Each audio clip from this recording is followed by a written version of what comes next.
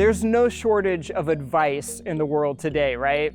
Self-help books, blogs, social media, many of those dedicated to helping people become the best person that they can be.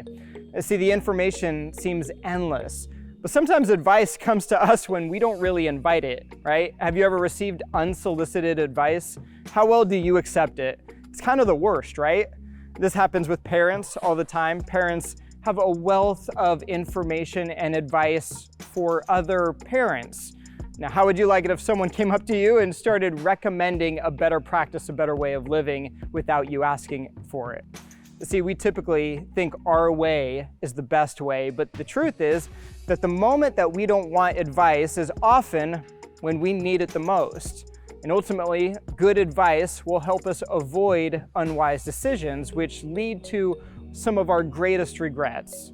See, one of Jesus' greatest pieces of advice are rooted in this very important word, wisdom.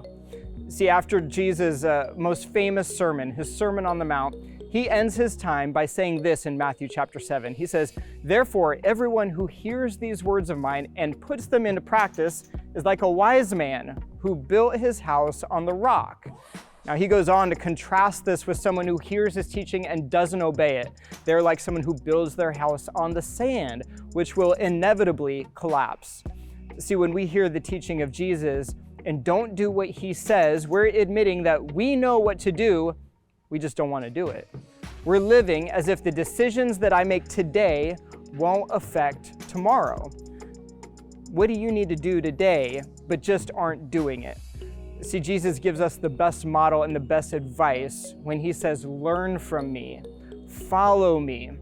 So would you join me in building our house on a firm foundation by following the advice of Jesus?